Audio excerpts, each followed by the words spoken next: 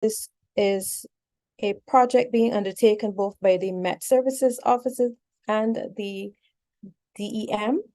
And this evening, we have two of our esteemed colleagues from the Barbados Meteorological Services joining us for this panel discussion.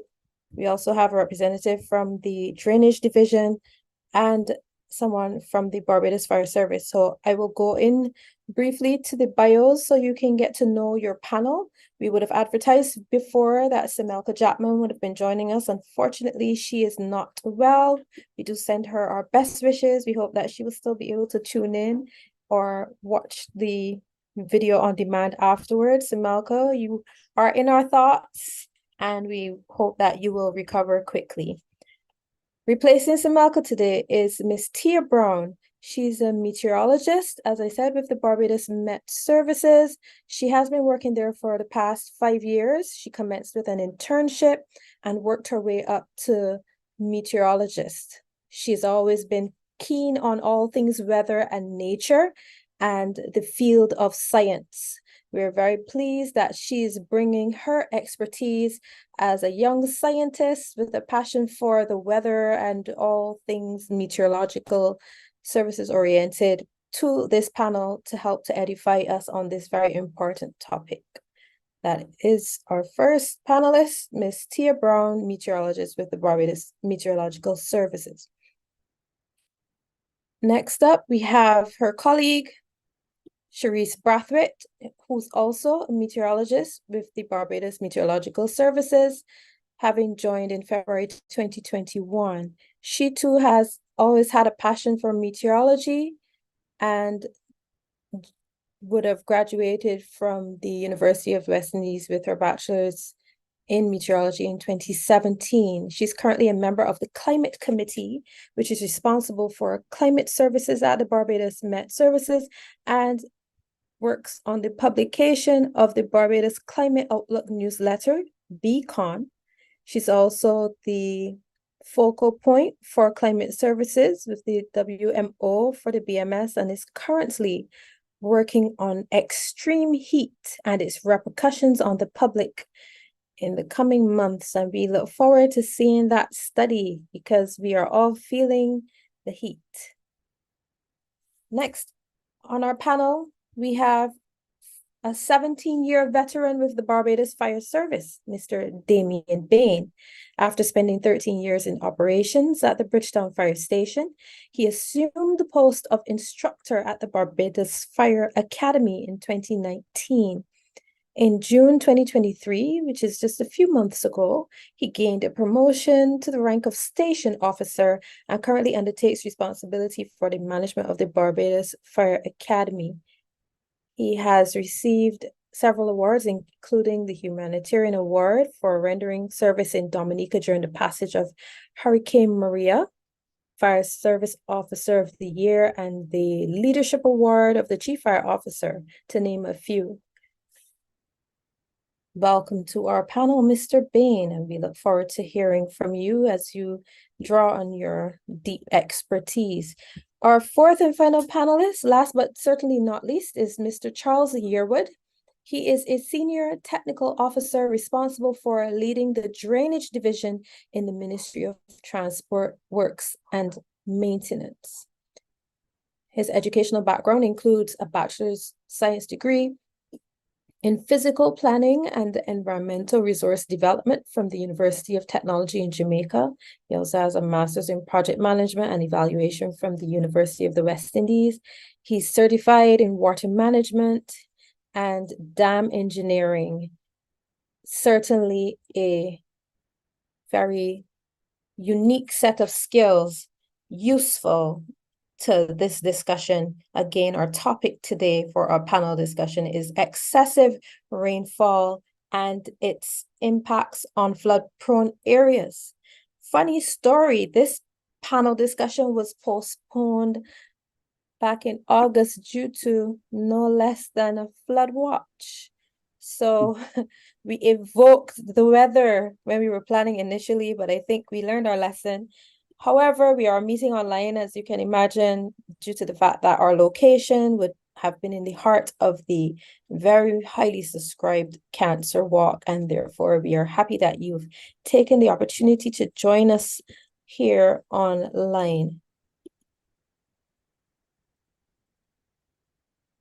We have indeed been synced with all of our live channels, and we are ready to engage with you. As I said, please hold your questions for us until after the panel discussion. So let's jump right into it. This notion of excessive rainfall and its impacts on flood-prone areas. Barbados has several areas which over the years we have been working assiduously to ensure that we can manage flood impacts. But let's get into the basics of these flood alerts as they are issued by the Barbados Met Services. Ms. Brown, can you turn on your mic, your camera, panelists, so that the audience can see you?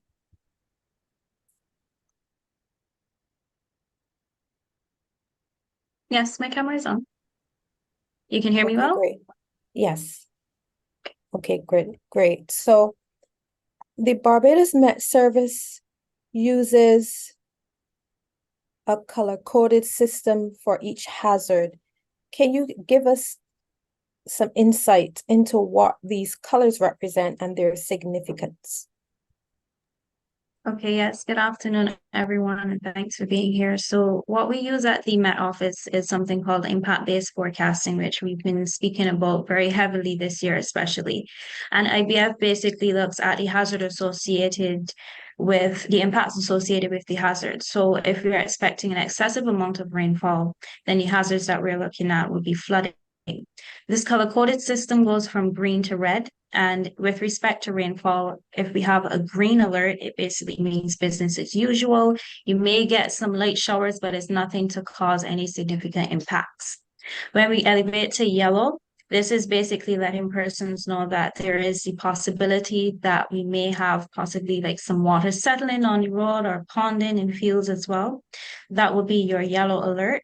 And then when we get to orange and red, that's when we get to our flood warnings or flood watches. Now, as we know, this morning the island would have been under a flash flood watch. So I'll use that as an example. And we have a watch, it's basically letting persons know that we have conditions that are conducive for the possibility of flooding. It does not mean that flooding is going to occur, but it means that it is possible. And that time frame is generally within 6 hours. When we get to our red alerts, this is when we're talking about a flash flood warning or flood warning, basically letting persons know that flooding is imminent or is already occurring. So we go from green, which is business as usual, and as we elevate to yellow, this is letting persons know, be aware that we may have some water settling on the roads. And as we get to our orange and reds, this is letting persons know that there is the possibility that we can have some significant flooding. I know that with these impact-based forecasts, we have been going a step further in giving persons more contextual information. Share with us what that means in terms of how weather is reported now. Yeah, so now before you would just get the forecast, let's say overcast skies with moderate to heavy showers. And then if we issue a flash flood warning or a statement, you would see like 2 inches of rainfall or something like that. So we go a little further to letting you know if you particularly live in areas that are accustomed to flooding, letting persons know, be aware of that. Also things like if there are any traffic delays that could be expected. So we're looking at the impacts that you're going to get from those floodings. And those impacts vary according to the hazard level. So if we are at yellow, it could be telling persons, well, walk with an umbrella today or something like that. But as we get to orange and red, we're telling persons, at least for the orange, at least plan your travels well in advance. So it gives persons an idea as to what I should do along with the forecast, as opposed to just saying it's going to rain today, but what should I do? Wonderful. So folks, the Barbados Meteorological Services is using an impact-based forecasting methodology to update us on weather events.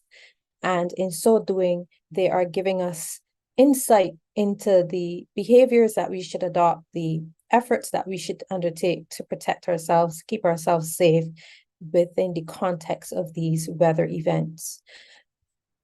I understand that you are tracking the rainfall levels, even as we discuss this notion of excessive rainfall. We have moved from just tracking the rainfall levels at the airport, which was to some person's chagrin, because you would hear there were 2 inches of rain at the airport, but by me, as some person might say, I was flooded out. So I understand that you're now implementing a number of 3D printed devices across the island so that you are able to do more localized flood watching. Tell us about that. Yes, so we have at least over 60 automatic weather stations across the island, and this gives us a better gauge of the rainfall distribution across the island. So as you rightfully said, when we get rain in parts of St. Andrew or in the northern parts, usually Christchurch is pretty dry. So it's not a very good representation of what's going on across the island. So we've expanded our observation network across the island with these automatic weather stations so that we can get a gauge of how much rain is falling in the countryside, how much rain is falling down in Spitstown areas, especially areas that would be prone to flooding as well. We can get a gauge of how much rain those places would have gotten. And that also helps if we're looking at it on a long time span. Let's say over a particular year annually, we can see the rainfall distribution for that year, which definitely helps in our climatological records. So an example would have been the flash flood watch for northern and central parts of Barbados that you would have issued in the last couple of days. Yes, that would have been a perfect example. And on that day in particular, we had almost close to 2 inches, while other places were completely dry. So that gives us a good gauge of the amount of rainfall, not only that is occurring across the island, but also the feature that is producing the rainfall. We get to see how much rain, for instance, would have been produced by a particular tropical wave or by a particular tropical storm. That's how we can give the kind of statistics to say, well, we got 5 inches of rainfall during a tropical storm or during a hurricane. So it really does help not only for the distribution across the island, but for the feature that's affecting us as well. I want to bring Charisse into the discussion now. Welcome, Charisse. Thank you, Crystal. We hear often about tropical waves affecting the island, and I'm sure I'm not alone when I hear this term. Sometimes I think it's a named storm. Explain to Barbadians what is meant by the term tropical wave versus some of the other types of weather systems that could affect us to cause flooding on the island. Okay, so a tropical wave is a weather feature that can produce rainfall across the island. It's not a named storm. Um, Named storms when we talk about named features, we also encompass sustained wind speeds, whereas with a tropical wave is mostly rainfall related. And that's just one of the features that affect the island that could produce excess rainfall. We also get trough systems, shear lines. Occasionally, the intertropical convergence zone could move slightly further north. That could also produce rainfall.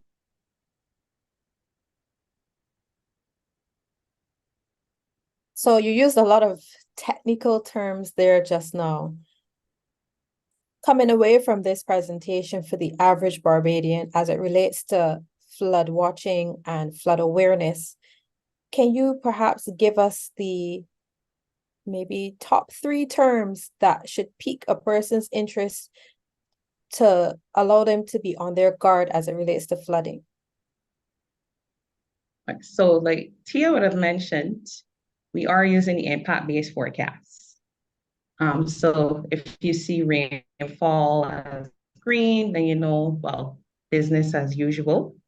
But when you see the rainfall alert yellow. We're telling people, well, there's potentially a system out there, or rather feature out there that could give us excessive rainfall. So be aware of the situation. When we get to orange, we're letting people know, well, the conditions are right for flooding. Because the conditions are right for flooding, that doesn't necessarily mean we will get flooding, but we have a weather feature that may produce flooding. And then when we get to our red alert, which is our warning, we're saying that the weather feature is about to produce flooding or is producing flooding already. For those who are trying to picture what we are discussing, we encourage you to visit the Barbados Meteorological Services social media. They're on Twitter, they're on Facebook, they're on Instagram, and you will see the color code being used in the images that are issued with the impact-based forecast so that you can actually picture or see visually what we are discussing. But ideally, as is being shared here, when you see these notices, you really are more so to look at the color and use the color code notifications as your guide. So green is good to go. I would say yellow is be aware. And of course, when we get to orange, then we know we are definitely on track for some undesired weather, some heavy rainfall, and perhaps some flooding. Cherise, the term localized activity is something that I hear a lot. Can you tell us what that means and how does it occur or where can it occur? Okay, so when you hear localized, very simply put, the island Barbados is actually producing the weather. It tends to happen when you have very light wind speeds. There's a lot of moisture in the atmosphere. Where the localized activity will happen is usually dependent on the wind direction. So if you're having winds coming from the east, you may have your showers on the west coast because the light winds are pushing the activity onto the west coast of the island.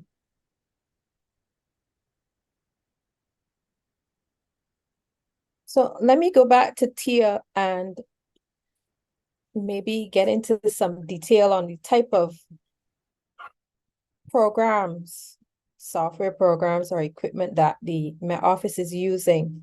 So can you give us just a general overview of the technical capabilities that are powering the Barbados Meteorological Services? You mentioned the 3D printed automatic weather stations, but I do understand, having visited your office recently, that you do rely on a lot of technology, very high tech software to be able to give Barbadians that accurate update. Yes, so our observation network basically lets us know what's happening right now. If we want to know what's going to happen in the future, 7 days out or farther than that, that's where our model data comes in. And that can give us an indication as to if we're expecting a particular weather feature, as Cherise would have mentioned, if we're expecting a tropical wave or any trough systems or tropical waves, any feature that could possibly produce rainfall.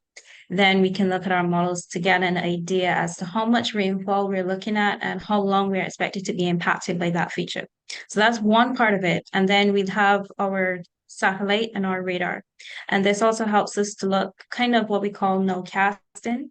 And I'll use the example, we have different lead times associated with our warnings. So for instance, our flash flood warnings, that's generally within 6 hours. So if we're expecting any flooding on the island, generally within 6 hours, our radar plays a very large part in helping us be able to identify areas which would have significant flooding. You mentioned localized activity. That's another good example. During that time period when we are expecting showers to develop mostly along the west based on our wind direction, we can see those showers developing on the radar, and we can also see the intensity associated with those showers. So the radar actually gives us a great guide as to warning persons to the location as well as the intensity of the shower activity. And then again, we have our satellite imagery, which is basically looking at the cloud development across the island. And we can see if the system is developing, if it's weakening. So all of these tools help us in our putting together our forecasts and putting together that IBF forecast to let persons know how much rainfall we're expecting and for how long we can expect it. There is a saying that when we plan, God laughs.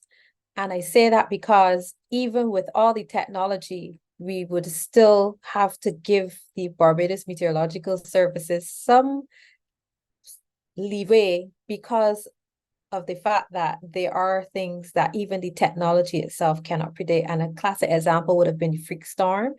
And I know recently we would have also had an incident where the weather changed very suddenly and it appeared as though, maybe the Barbados Met Service wasn't on the ball, but is it that, or is it really that there are some weather events that are just sudden, that just happen in a very abrupt way that makes it difficult for your prediction and modeling systems to forewarn and forearm us?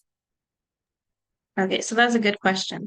So most of the time, if we're talking about larger features like tropical waves, that's easier to give a lead time for. But we can have, as we have had already, a lot of smaller systems that have much shorter lead times. And that is the reason for the impact-based forecasting, because as we see them develop, then we can push maybe a yellow and say, look, there's something out there that could possibly produce flooding. So it's the shorter lead times and the quick onset of these features that they're very small scale that can move across the island and wreak havoc, as we saw with the freak storm. So if we see the possibility of these smaller systems developing where the lead time is going to be very short, where you could go from a yellow straight to a red, that's where we use those colors to let persons know, just be aware that there is the possibility that there is something that could produce significant flooding. And back to Charisse, or rather bearing this in mind, it is my understanding that your office operates on a 24-hour basis. Tell me about that. Okay, so as part of our requirements internationally and for the public, we are required to monitor the weather over a 24-hour period. It's a continuous observation prediction, so that when we do have features evolving, like say in the middle of the night, we are still able to send out alerts to the general public. Ideally, the way to get these alerts would be through your social media, or are there apps out there that person should be using that perhaps can alert them in a more prompt way in the night if something extreme were to creep up on us? Okay, so the BMS currently has the BMS Insight app. Is available in the Android store. You can also use CapCap, which is a DEM app, alerting app. And then it'll be the standard social media. If you're on Facebook or Instagram in the middle of the night, then you'll also see the alerts posted there as well. Wonderful. I think we can stick a pin on that and come back to this whole notion of how we are cascading the information in a timely manner. I want to bring our colleague from the Barbados Fire Service into the discussion. Good afternoon, good evening, Mr. Bain. How are you today? Good afternoon. I'm good. Yourself? I am well.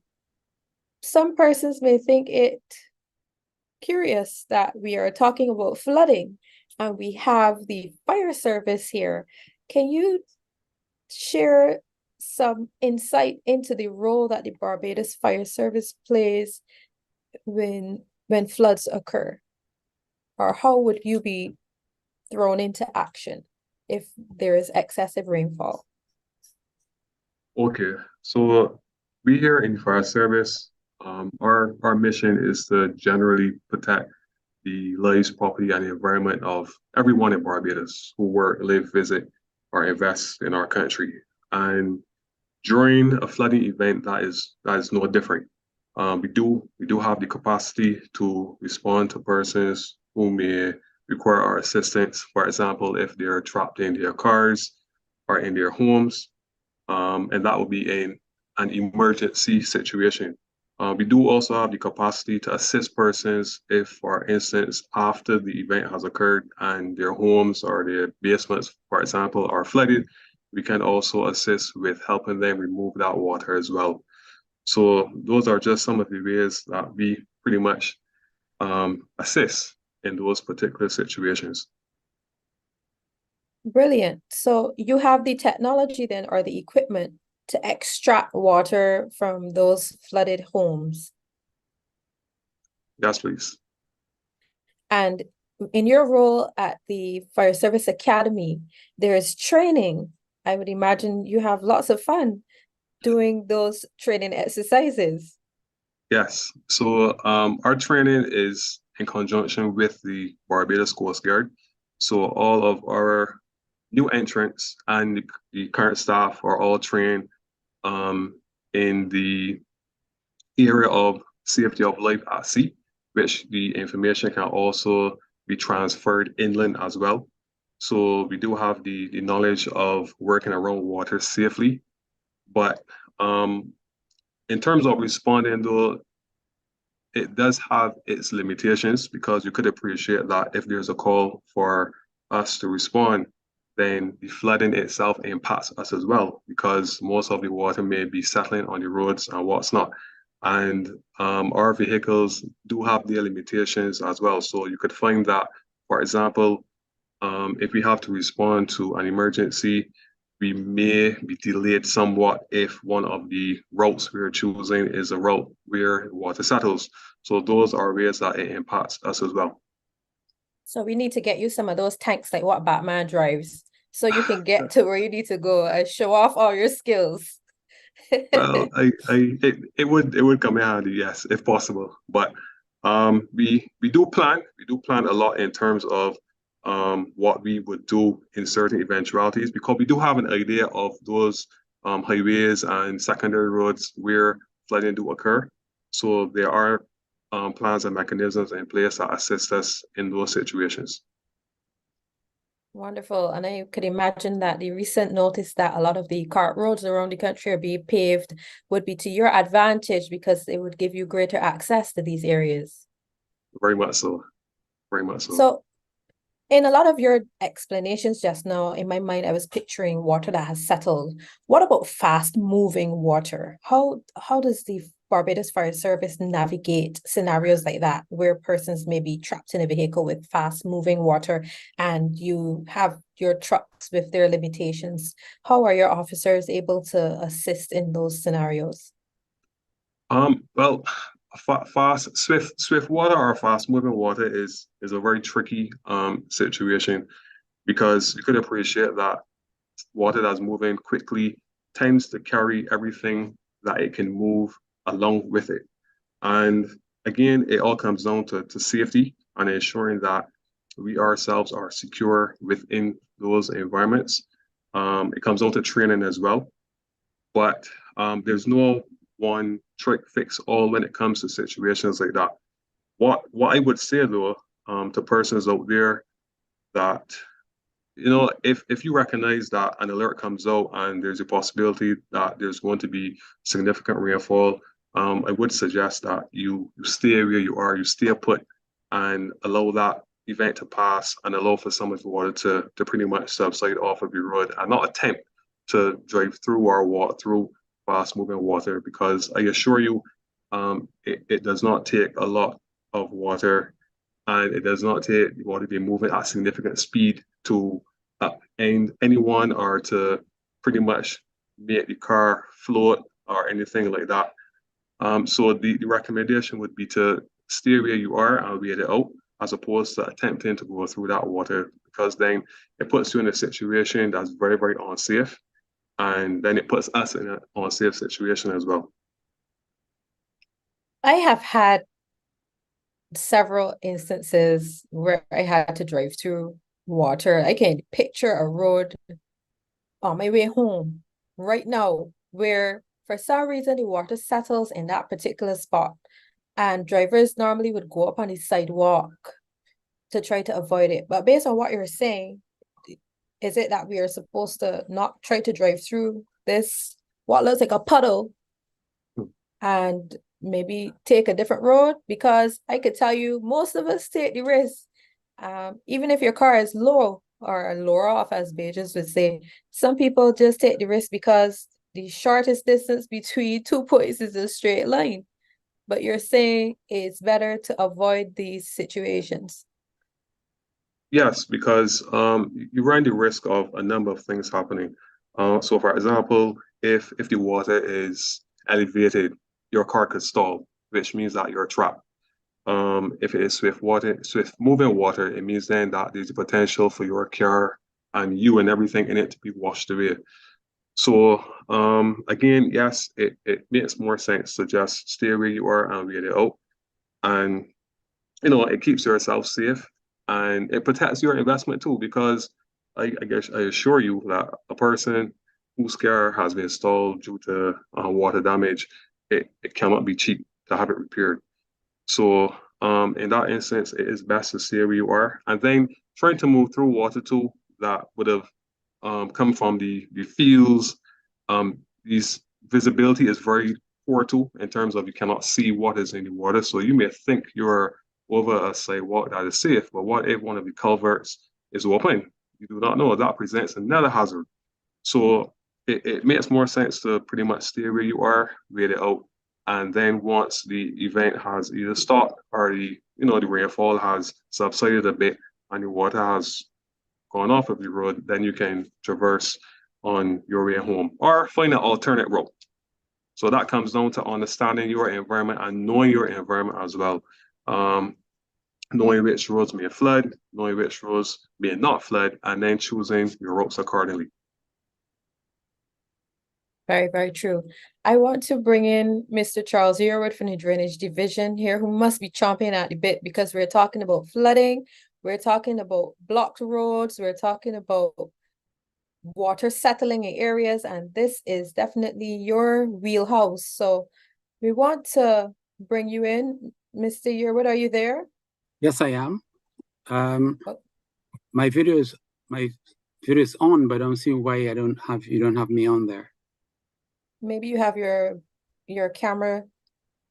There's a little window on some PCs It is on that because I've checked my camera icon and it's on. So I'm right. seeing my So there's sometimes a little slider in front of your camera that you can push across.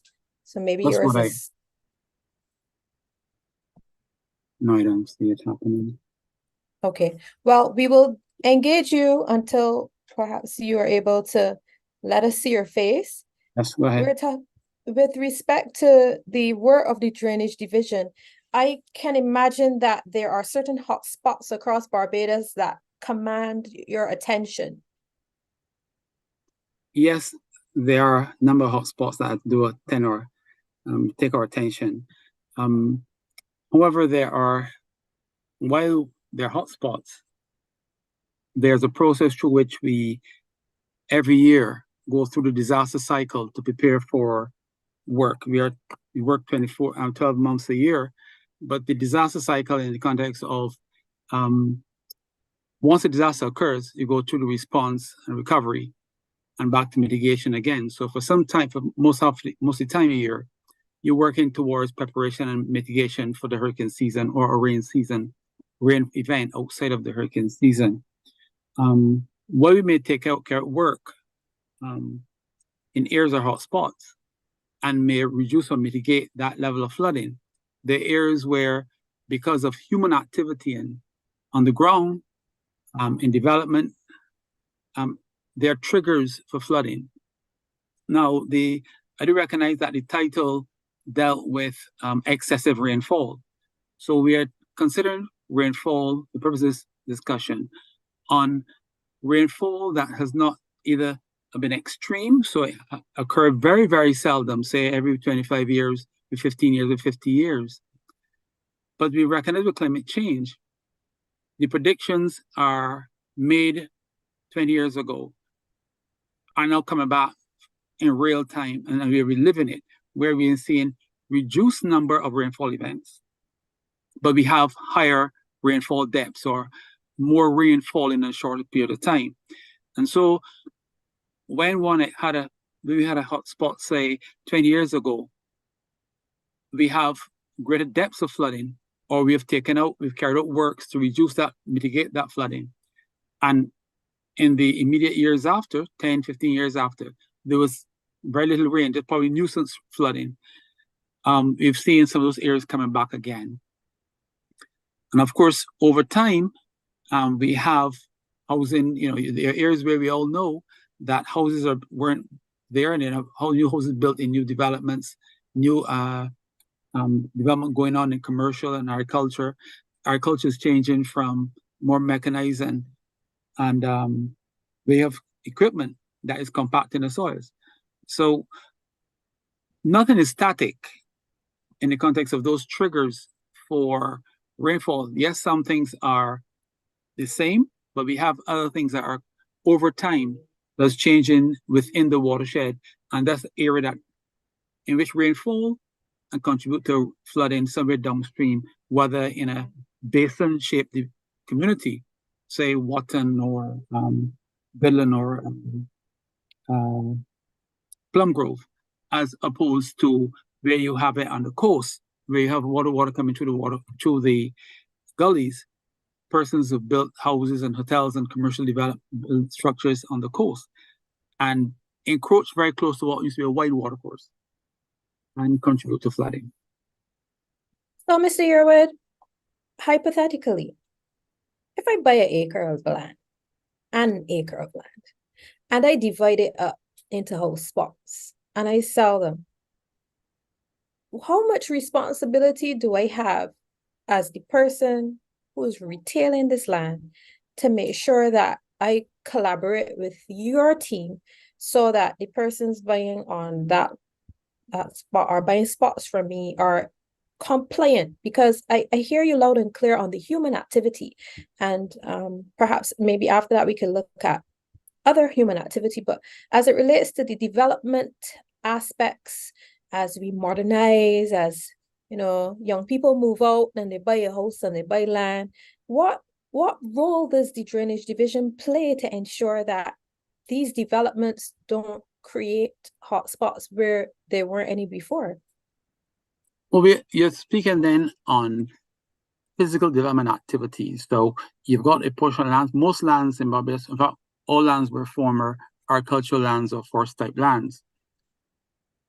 The subdivision of lands is considered development under the Planning and Development Department's radar within the definition of development. And so anyone wishing to, persons informally actually subdivide land. You have persons who have land, you've had a grandmother, a great-grandmother years who lived on the portion, on the acre land you speak about, and then you have two aunts, uncle, with three persons, and she gives some person a spot, and she actually mark it out and say, build there. There's no transfer of title required, so the persons can build there. But in the formal sector where you wish to sell the land, you need to apply for permission for development, and in fact, get the permission and construct the works as specified before you can sell the land. The Sale of Lands Act require you have plan permission. The drainage division then is one of those satellite agencies in which the Plan Development Department will ask for an appraisal, a drainage appraisal, a fire appraisal, depending on the agency, to assess the first development on the land and the land on the development. The first day, I'll speak then in terms of the impact of the development on the environment. You may have a portion of land that is sloping away from a road going higher up, but there are lands higher than that land. And the development site is that acre, but lands on the upstream side are not captured. Whereas on the converse, where you have the road is on the higher elevation of the land, but then it slopes away from and lower from that road, you may have then two different scenarios. So the developer, and having his land subdivided, must employ professionals, a surveyor, planner, engineer, to do the subdivision and then also the engineering works. But also some lands, we talk about water courses and rivers in the Scotland district and water courses outside of Scotland district, where we have some lands have a tributary, a very small swale across it. And persons who live there for a number of years or experienced in the area will tell you that, oh, water always pass across there. The officer who conduct the work may not live in the area, and the contour map doesn't pick it up. But then there are other significant size water courses in which persons over time, or depressions, where persons over time in communities off the beaten track fill these areas or reshape them 15, 20 years ago. So when the Drainage Division and Planning Development officers visit the proposed site for the subdivision, we see it when we visit. We don't know what occurred before. And we see a lot of those impacts. And that is what really leads to this. And the other thing is that some developers who, when they get permission, the designs are good, they withstand, say, 21 and 25-year storm. But they do not carry out the works as specified in the approved plans. And so we find ourselves in a situation where persons are flooded. And the other side to this too. In Barbados, we say you don't buy a pig in a bag. But that also relates to land. If you're going to, anyone want to purchase land, if there's anything away from this, one of the things we want to take away from this panel discussion is that anyone wishing to purchase land, there's a social thought in this country where persons hide and buy land from the families, from the friends. It's real. It's very important for the person who wishing to purchase land in an area where they have not grown up, where they have not passed at all, particularly during the rainy season, where they have not gone to school, in some cases, I know that area, away from home, to speak to the elders in that community, in fact, I always say, to explore the land, walk it, have someone go through it, because persons might say some type of vegetation that is water loving, and that raises a signal that this land is potential for flooding or does have water settle in it. Not all depressions are like a soup bowl. Some depressions are like a rice plate. It's very shallow, but it's very wide. If you think of Goodland, if you think of Meadowvale, if you think of Wotton, there's some areas in there where you have 6, 7, 8, 10 acres of land with the elevation. If you were to fill it with water, you would get no more than a meter or meter and 5 feet of, probably 4 feet, 3 feet of water, and then it goes over the rim. Those areas are areas very concerned to us, and where in those days, prior to this, before climate change, there was sometimes relaxation or persons were allowed permission to subdivide land, but there were no drainage reserves. There were no areas reserved for community space. So in a lot of work we want to carry out today, the Crown, or the state rather, the state would now have to, or considering, purchasing lots and then creating natural depressions to take the water off the road so it's safe and create these drainage reserves. How difficult is it to do that? It's not difficult. The sciences, the physical sciences to do it. What's required is quite a bit of data. You spend some time with the Met Office officers just now talking about, you heard the terms of collecting rainfall and radar. In order to determine what level of rainfall is probable for Pacific location, I say Pacific location, because the relationship between rainfall depth, or the amount of rainfall, with elevation. So the lands close to the coast in a year would expect to get less rainfall total than the lands on the higher elevation. And we know that if you go to the higher elevations of St. Thomas, St. George, St. Joseph, St. Andrew, you see lush green vegetation in some dry seasons as opposed to the wet. So while they have radars, they're very good for flood forecasting. But in terms of determining the design depths for a 1 in 25 year, for 1 in 10 year storm, what now is asking, what was the amount of rainfall within an hour, within a 2 hour, within some period, in some cases, half an hour or 10 minutes, would you expect every 10 years, every 20 years? And that's what we require. And that's the main input to understand for the designs. So you understand that in order to estimate or determine the rainfall for every 20 years, you need to have a 40-year span. You need to have double that period to have that rainfall. A lot of rainfall, we do have rainfalls for over 100 years, but we had it without climate change. And so the sciences, the technologies used is in land surveying principles or engineering principles, the number of persons in the island who have trained in those areas, in flood management, in mitigation studies, but also there's now, with computers, we have geographic information systems where we have mapping.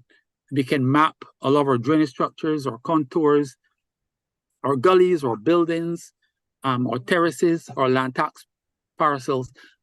So when we conduct studies, we are more accurate, but in terms of data, more data to do the work.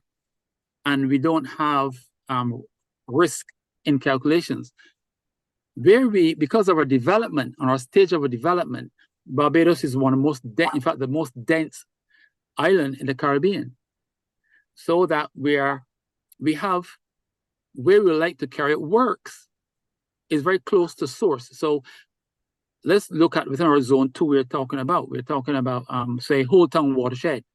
We're talking about areas of Zion Hill, of Hillaby, of Lancaster, of Dunscombe. So these are water courses coming through. But a lot of those areas, you have development, housing development already. And within those areas, you want to go into a water course, it's difficult to access the water courses where they're deep.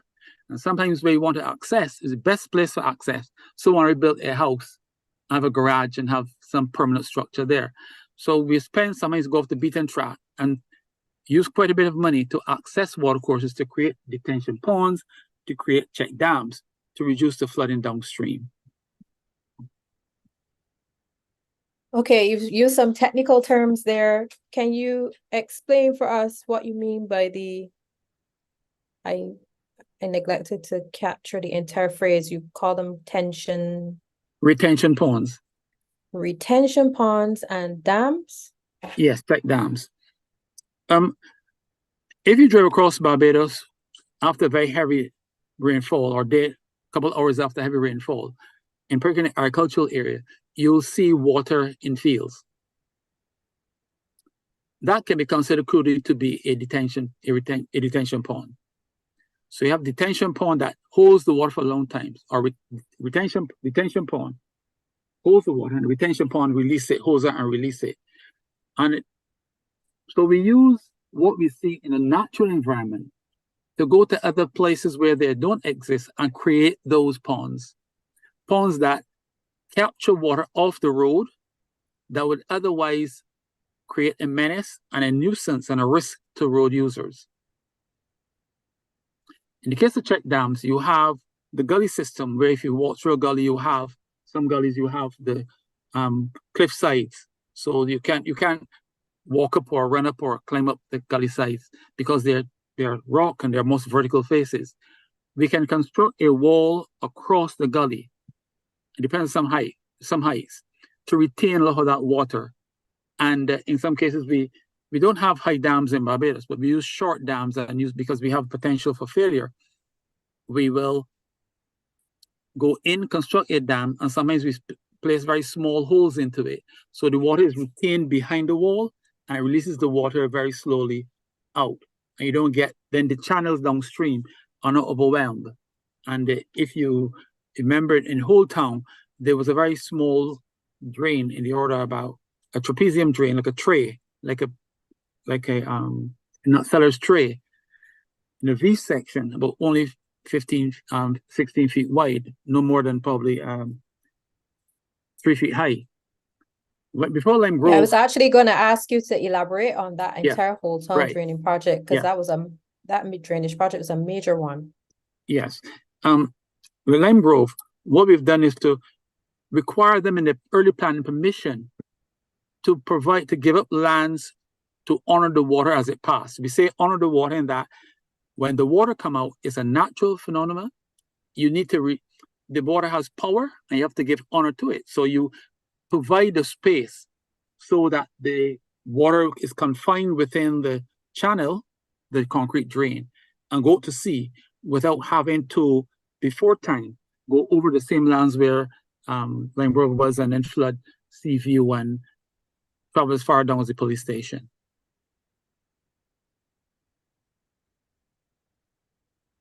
Can you elaborate some more on the whole town drainage project, what the scope of it was, and what the improvements have been since then? Well, Whole Town Drainage Project began before this project. This is just one of many other projects over time.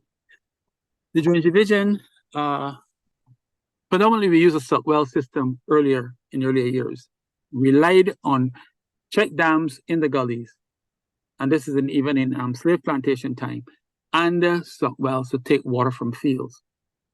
That has been the predominant strategy used until early 1990s, where it was recognized that with increased physical development, increased urbanization, people living closer, and every spot is being taken up for buildings.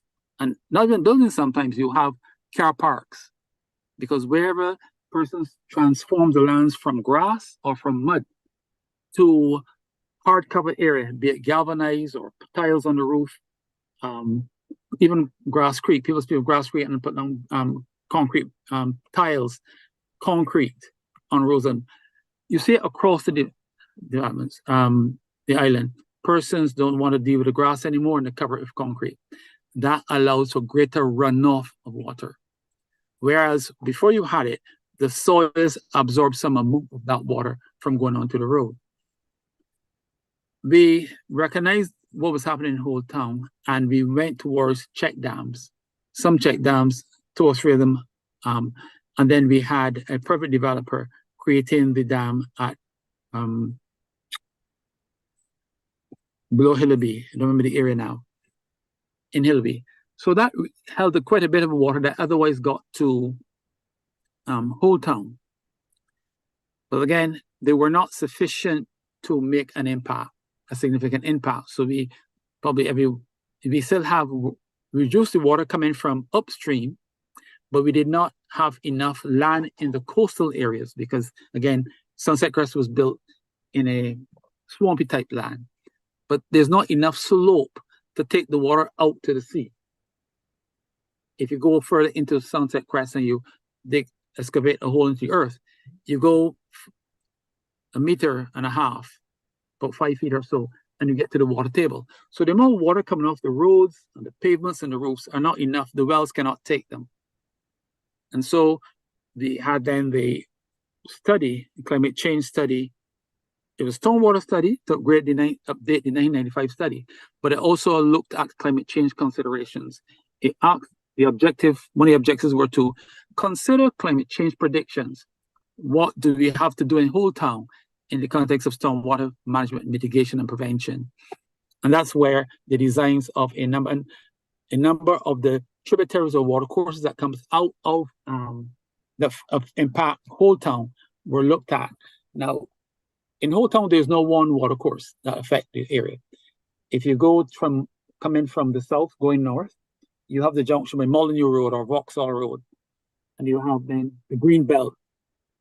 And along that, you have by Cave Shepherd behind one, they have one by before the medical center, they have another one by the pizza place used to be, and another water course by the gas station, another water course by Lime Grove. So the number of watercourses that all comes towards, should be emptied into outfall at the sea. But as you drive the road and you look, there are only about 3 of them that are opened up for water. The others, with the hotel development and rest development, have built closer and want more land. They wish to have a better business case, and they want to have more profit, but the impact is environmental and flood impacts.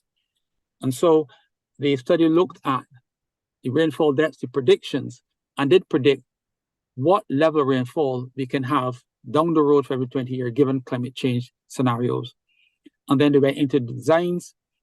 They also, not only in terms of what you see in terms of the structural work in creating larger culverts, because in some cases, when the culverts were built 30, 40, 50 years ago, you had lands that took some of the water and allow slow release to under the culverts under the road. Those lands are developed, and so they had to ensure that you can take that water faster under the road. Otherwise, it will come on the road and then have flood impacts.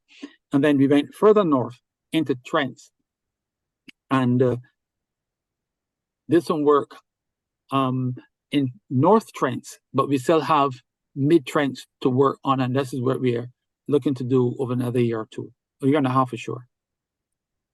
Mr. Yearwood, you mentioned that you conducted a climate study, and I will come back to this notion of the scope of the work that you are currently undertaking and perhaps some of the maintenance efforts, but I'm curious as to whether your climate study considered the extent to which water rising and coming from the sea onto the land will further deepen the impact as it relates to the climate change effect on how the drainage division is able to function. Very interesting question, and thanks for it. The coastal influences within the coastal zone, the marine environment, plus say some distance inland. The lands are flat on the coastal area. The number of water courses for every culvert and bridge you pass over on Highway 1, there's a water course coming. So the bridges and culverts are built to take water in the water course going towards the sea. We have, while persons speak about the degradation of marine waters or seawater, we do have in some areas along the coast, in Barbados and some in the West Coast, where you still have enough health of the coral reefs that produce significant amount of sand. When you have a very healthy coral reef system, they're the units that produce the sand grains. Each sand grain comes from the polyps of the corals. So there are two phenomena. You have sea level rise, where it's predicted that the sea will rise small portions over many years. Or you have naturally, or that you have storm surges. Now, when you have any of the rainfall systems, be it a storm, a trough, a shear system, a tropical wave, they come with wind. And wind is a generator of waves. So once you have wind and the wind becomes higher, then you get choppy seas, you get the water being pushed, the top layer of the sea coming closer. The sands block the outfall drains. They are drains that go to the coast and they come up. So we want to have sand, and sand is one of the reasons why we have a vibrant tourist sector. So how we deal with that aspect of management is that we recognize we have to clear the outfalls, and so we have procured equipment and use some as a private sector to constantly clear the most high-risk areas.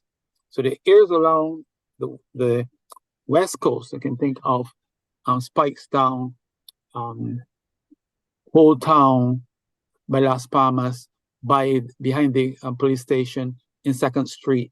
You come down to Prospect. There's some areas where there's that incidence, long beach cells between cliff and cliff. You have a long beach, and you already mentioned, but you have also two movements of that sand. You have the sand moving when there's, in hurricane season, the sand moves northward between two rock faces. And then in the winter season, the winds, the currents are coming southward and they move towards south. So they're not static. And these are what we have come to realize through interaction between coastal zone, Met Office, drainage, Ministry of Environment. A number of persons come together and DEM come together to discuss these issues and what science is showing us and how we're able to explain even what the old persons are saying in a science approach and use it for decision making, whether the maintenance, construction, or rehabilitation of our structures. I think I've answered that in a way. Okay, I want to bring back in our colleague from the Barbados Fire Service now, Mr. Bain.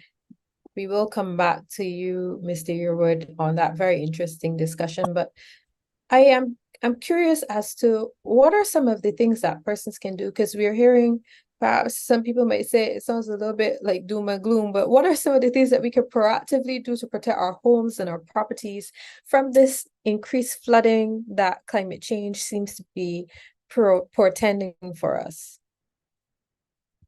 Okay, so the first thing that you have to do is to have an understanding of your environment. Carry out an extensive risk assessment of your home, your district, your surroundings. First, you have to establish that yes, there is a potential for flooding in your area. I would say secure all of your belongings in terms of your documentations, your passport, your birth certificate, and all of the stuff that are important to you. In the event that you are at home and let's say the event occurs and you are trapped, you must try to get to as high a ground as possible and call for help. Now, as part of your planning, if through the alert sent out by the Met Office, you have an idea that something is about to occur, then the best thing to do would be to evacuate to some place that is safer if it is ideal to do so. But as best as possible, you should try to have a plan in place for those eventualities. Do you find that Bajans like to evacuate? I get the impression people would rather stay in their homes than to leave. Well, to be honest, the culture is changing somewhat, and I'm talking about evacuation in a general sense because obviously our primary role is fire safety. But we found that persons are now listening and heeding to the advice of the emergency officials in terms of having those plans in place and knowing what to do in every eventuality, be it fire, flood, etc. There are those persons though that you have to appreciate will not leave their homes or not leave the areas in which they live, and we do prepare for that as well. But if possible, it would be best if you are living in a low-lying area where it is likely that it will be flooded, especially if not just flooded, but the potential for swift water to be passing along your property as well in your area. It would be best that you evacuate to an area of safety. Indeed. I actually just got a memory as you were speaking of, I went to the Alexandra School, so we used to go along that at the time very treacherous west coast to and from school, and there was a lot of flooding, and I just remembered what happened to the late great mighty Carew, the Calypsonian, whose home was swept away, and it was such a national travesty to have lost such a talented individual. But I would say that based on what we've heard from Mr. Yearwood just now, we are doing a lot more on the coast, and from you, Mr. Bain, that we are doing a lot more public education on what to do to preserve property and most importantly, life. Where we think about floodwaters, you mentioned earlier that because the water in many ways is very murky, it's very difficult to see what is in the water, and very often people take chances in terms of walking through it. I've even seen videos of people playing in the water. How hazardous is this type of behavior when it comes to these flood waters? It is very hazardous because if, for example, one, you don't know where the water is coming from, you have to appreciate that the water could be coming from agricultural fields where the persons use pesticides for the agricultural purposes. The water could be mixing with sewage. You really have no way of knowing exactly where the water is flowing from. So you're really exposing yourself to you know, the means are endless to what you're exposing yourself to. So you try as much as possible to encourage persons not to traverse in the water, not to play in the water as well, not only because of the potential for it to maybe sweep you away, but also what is in the water too, because you have no idea of knowing where the water is coming from. You must also appreciate the debris as well. There's the potential for debris to be swept from anywhere. You can have pieces of board with nails. You can have pieces of plastic. You can have metal. You really don't. These things are endless that could be in the water as it relates to flood waters. Because again, more often than not, the water is coming from high elevation to low elevation, and it takes whatever is in its way with it. So it is endless as to what you could possibly think could be in the water at any point in time. What are your thoughts on these floodwaters and farming, especially persons who are in the field of animal husbandry? Has the fire service been involved in helping to rescue some of these animals, perhaps? Not in recent memory, no. But in terms of rescue, though, I know that we have a few years ago, maybe 10 or so years ago, we did rescue a lady in the Bell Gully. Her car was swept into the gully, and we actually had to go and rescue her from on top of the car. We've rescued persons from within Queen's Park as well. Their cars were flooded out in Queen's Park. We had to go for them as well. And we've rescued quite a few persons from within their homes in Foursquare. And Foursquare is the area that is, for many years, have been prone to flooding as well. So not so much the animals, but for sure we have rescued persons from within their cars and their homes over the years. Awesome. I think that really does paint a different picture to the work that the Barbados Fire Service does, and in a very favorable way, because it really reflects on the diversity of the skills and the support that you're able to provide us as citizens in the event of flooding and not just fire. Recently, though, we would have had some bush fires. I imagine that this would have perhaps increased our risk of flash flooding.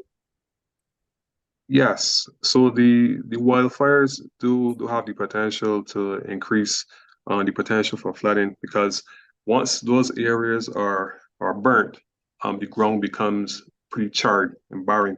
And what it does is that it limits the ground's ability to absorb the water. So obviously the water has to have somewhere to go. So once that occurs, then the water pretty much runs off the surface of that area that has been burnt.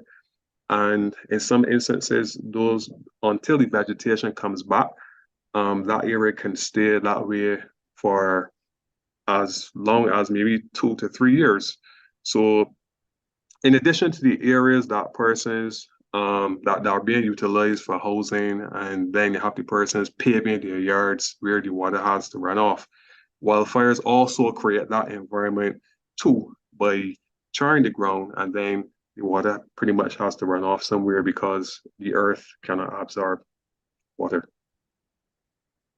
So that also, wildfires also have that impact as well. And these fires, not only here, but we would have seen in the news with respect to both Canada and Haiti, are becoming more and more prevalent with respect to climate change. And certainly climate change as a whole is shaping our weather systems. As we've heard so far in the discussion, we're seeing events that are happening in with different patterns. So less rain, but when the rain does come, it's very heavy and so on. Charisse, tell the public, what can we expect with this increase in the impact of climate change as it relates to the rainfall and flood events?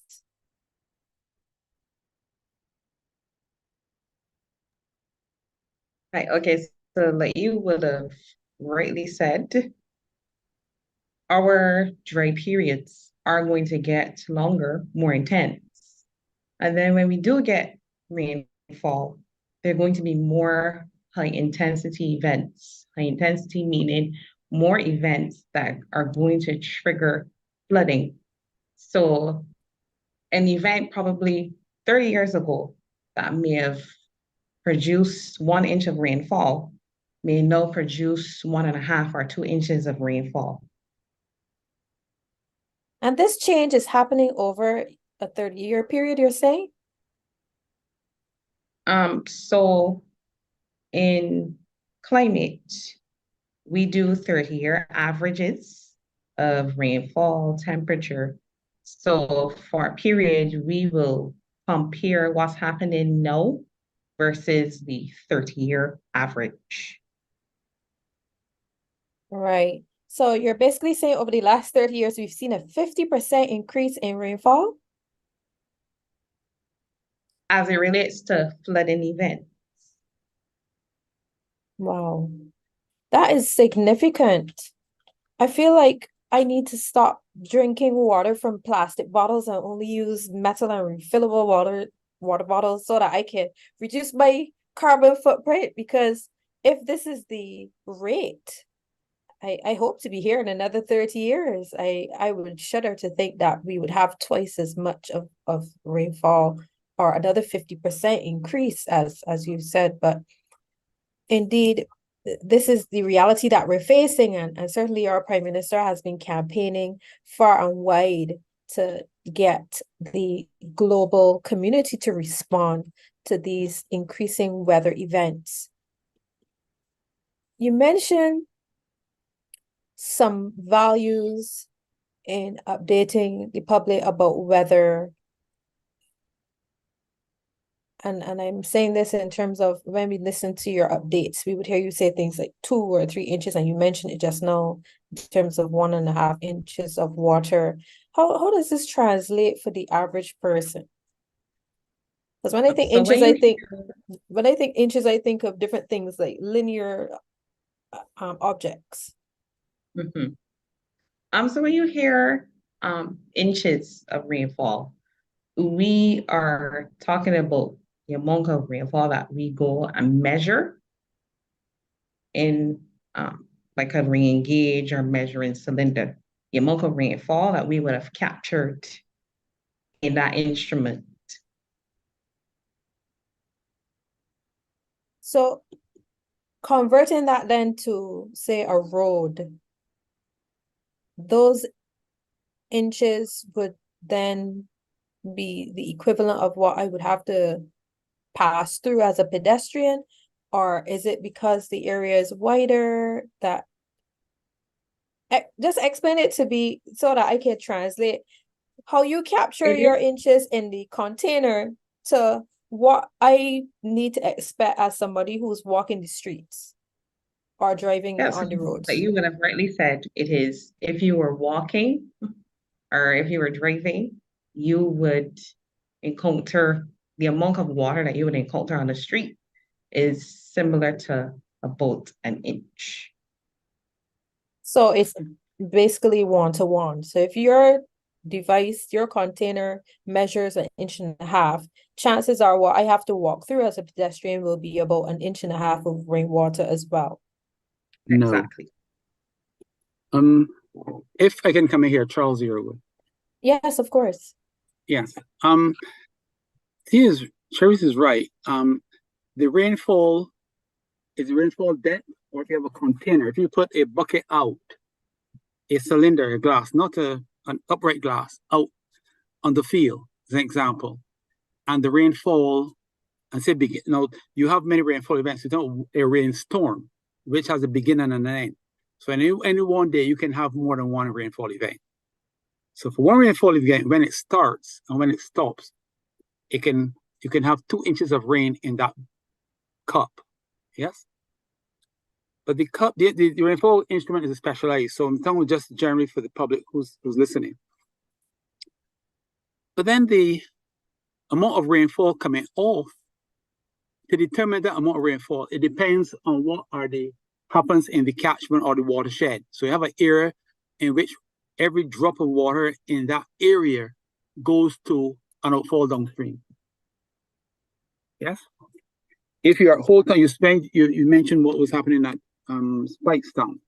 If you're Indian Ground, at the Rock, at Sailor Gully, at Ashton Hall, Upper Ashton Hall, any rainfall fall in that area would find itself by the Spikestown outfall, which is the salt pond, which is by Chafet, the drain that goes by Chafet, and by Old Manning building.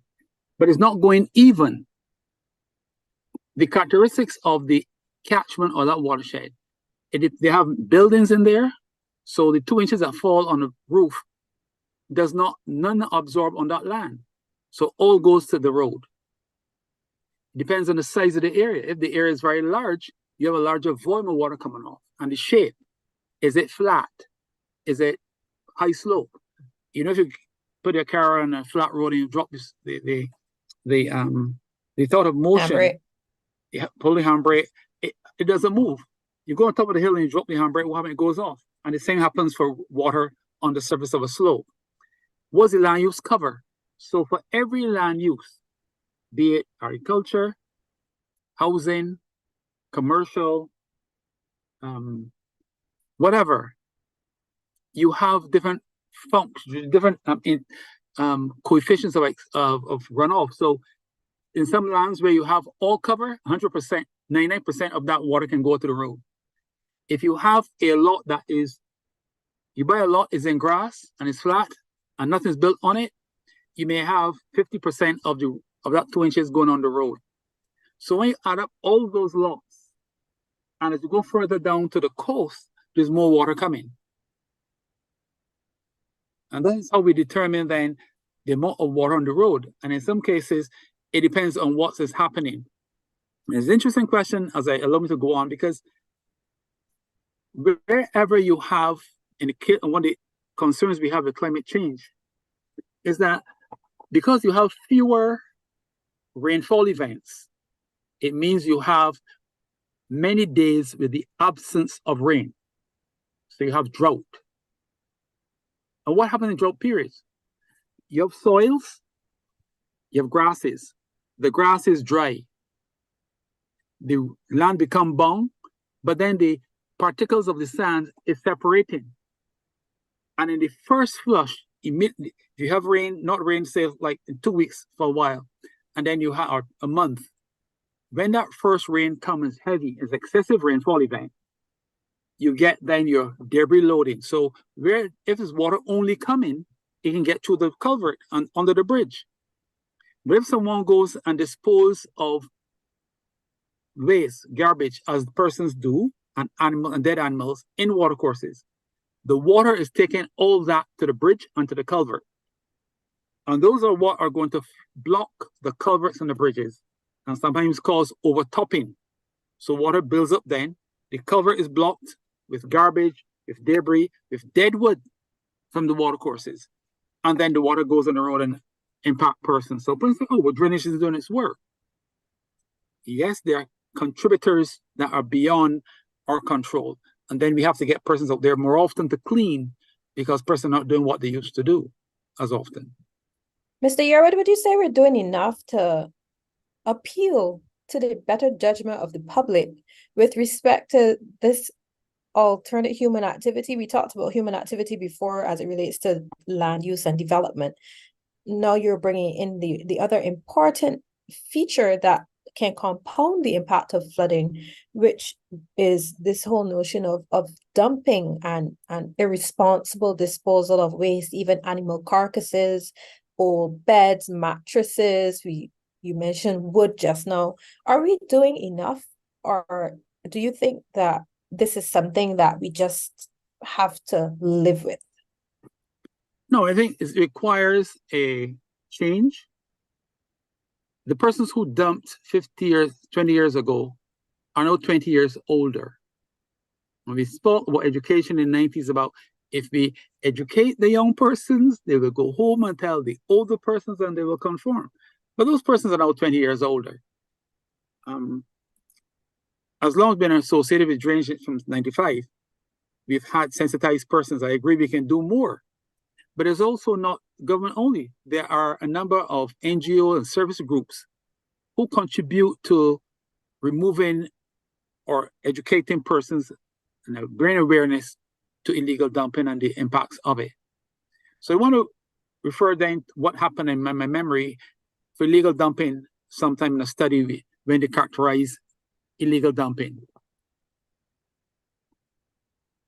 Dumping occurred in 28% of our gullies in the study of 2000, in the early 2000s. This happened, yeah, right? There are over 400 dump sites, yeah? But only 10% or so were associated with bridges, and about similar 9 or 10 were associated with bridges.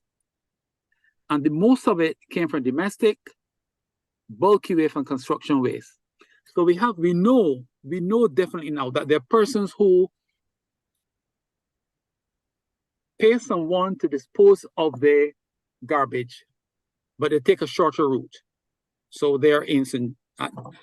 George, they should go to the national dump at Mangrove, and they stop in Hangman Hill, they stop in Hopewell, they stop in Jack in the Box. But they charge the person for taking the material to Mangrove. And we know there are a number of sites that keep coming up all the time. We clean them, the Defense Force clean them, the cadets, the Squanis, the nation, whoever go and do it. I think we get to a point where we ought to not fine persons only, but use my personal, my professional opinion is that use community service. Because once we do a fine, a person pays a fine and go. So we have to look at what other strategies and measures we have. And I believe that persons found illegally dumping should be going out there and the community service and help clean up some mess. Yeah. There are small percentage for dead animals. There's small percentage for industrial waste. There's a small percentage for commercial waste, less than 6% in total. Yeah. So the bulky objects, the fridges, the stoves, and the like, and construction to 5% is where we have to have the highest impact and the strategy targeted towards them. Now, government has done a number of works. We have to get towards we talk about moving the blue box and the like, but that's not the ones you're capturing. Some of them are there. In a number of our stormwater wells, when we go to clean them, they have some sites where you have a significant, in fact, as much as 40% of the waste in the wells are plastic bottles. And we're not talking about water bottles, not the other bottles, because the other plastic bottles have a price on them. And so we have to move towards putting a price on those to get them out of the system, out of the dumping stream. But I said to you, it's an impact, and it contributes to flooding. Not only structural flooding in terms of high deep waters, but in nuisance flooding, because any water on the road can be a vector, carry a vector. And you know, children, when a child growing up, you walk through water and you kick the water in the water and you go. So we need to do more, yes, more and more. But I think persons are also exponentially dumping more, or the same level of dumping is going on at least. And we have to get towards, we've got almost 100% of collecting the garbage. If the garbage doesn't come out, a container is in there. Why does it find itself, a container floating in garbage? We see it. Persons have to be responsible enough to tie it on, bring it in, or tie it onto a fence or so, and avoid it moving. Yeah. Indeed. There is a lot to be said, as you rightfully pointed out, about the responsibility that we as resident citizens need to take so that we can help to reduce that negative human impact, because the fact of the matter is that the weather will do what the weather does. Is whether we will enhance the impact or reduce the impact. And I believe that that is one of the objectives of this very important panel discussion. For those who have just joined us, you're very late, but there's still a lot of very useful information to be shared as we discuss this topic of excessive rainfall and its impacts on flood-prone areas, a collaboration between the Barbados Meteorological Services and the Department of Emergency Management. And I want to say thank you to all of you, including the representatives of these and other related agencies who have joined us on the Zoom meeting, and those who have tuned into the stream. I'm Crystal Austin, your moderator, and our panel today includes meteorologist Sharice Brathwaite and Tia Brown. We also have with us Charles Yearwood, Senior Technical Officer with the Drainage Division, and representing the Barbados Fire Service, Damien Bain. We haven't heard from Tia in a bit, so I want to ask you, Tia, to separate the terms as it relates to a flash flood watch versus a flash flood warning, and what they mean for us when we hear these terms. Yes, so a flash flood watch. Now I'll start by just talking about flash flood in itself. So when we talk about flash flooding, we're talking about a heavy amount of rainfall in a short period of time. That's what we call flash flooding. Very rarely you would hear us just plainly saying a flood warning or a flood watch. That happens when you have rainfall over a longer duration of time. So let's say you have rainfall that might be a little bit light or moderate falling over a longer time span, let's say 24 hours, the flooding is going to be a little bit slower. But when you have very heavy and severe showers falling in a very short space of time, that's going to give you an excess amount of rainfall across the area.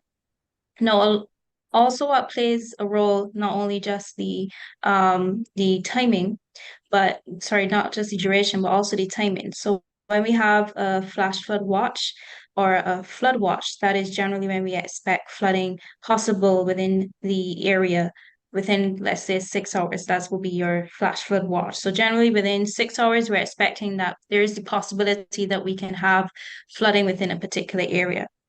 When we get into the warning, this is when we are basically saying flooding is already occurring or imminent. And I know persons always say, well, we issue a flood warning when the rain is falling. So the flood warning is issued when it is occurring or is imminent. So that's when it will be issued. That's the difference between the warning and the watch. If we go now to the flood warning and the flood watch, now, then we're looking at a longer time period. As I mentioned, is all about the duration. So we're looking at within the next 48 hours. That's when we would issue our flood watches or our flood warnings. So just to recap, our flash floods is when we are expecting rainfall within a short period of time, let's just say 6 hours or less. And when we move to simply the flood watch or warning, that's within the flooding expected within the next 48 hours. And our watches basically is letting persons know that there is the possibility that we can have some flooding, not that it will occur, but there is the possibility. And when we get to our warnings, we're basically saying that flooding is occurring or is imminent. Wonderful. And by and large, you would issue your flash flood watch before you issue a warning. In some instances, that is correct. I'll use today as an example again. When we have rainfall across the island, which we are expecting could possibly produce flooding, so we can issue a watch. But as I said earlier, we can have these very short times when we have a particular event that might be occurring over a short period of time. So we need to get the warnings issued out fast, or it might be developing pretty fast. So we could go from a yellow straight to a red in those instances. So it's not always a case of we go from green, yellow, orange, or red in sequence. Sometimes we might have events where we go from a yellow straight to a red. And this comes back to the whole idea of IBF and the whole IBF colors and what they mean. So let's say we are expecting a tropical storm, I know we're not expecting a tropical storm, but let's say we were expecting a tropical storm in the next few days, where we have the possibility that we can have either minor or significant effects, but our likelihood of that occurring is very low. So we may have a green associated with it. And then as the time comes closer, we're saying, okay, well, there is a greater likelihood that we might get, let's say, significant impacts, then we might elevate to orange. And then once we're very sure that this is going to happen, that's when we move up to our red, which would be a warning. So it has a lot to do with the duration and also the timing that we are expecting it. Brilliant. One more question for you. And perhaps we can then bring back in Mr. Yearwood on this. This whole notion of heavy rainfall that may not necessarily result in flooding. Yes, so we do have a lot of periods when we have very sharp showers, as we like to call them. They're not continuous throughout the day. We might have a very sharp shower that passes through one part of the island for in the morning, and then you have sunshine throughout the rest of the day. So in those instances, if we're not expecting any significant impacts, like I mentioned, if you're expecting maybe just some water settling on the roads or ponding in areas that we know are prone to flooding, we can have a yellow alert, which could be aware of excess rainfall, or it could be just they're very sharp showers that are expected across the island, but the impacts associated with it are not significant. So basically we're expecting minor impacts. Then we would keep the forecast at green because we're not expecting any significant impacts associated with those sharp showers. So it goes, as I mentioned, along with the duration as well. If you're expecting sharp showers occurring, let's say every 30 minutes or in that time frame, then obviously your likelihood of possible flooding occurring would increase. But if you're just getting one sharp shower for the day or one or two, then your impacts would obviously decrease during that time frame.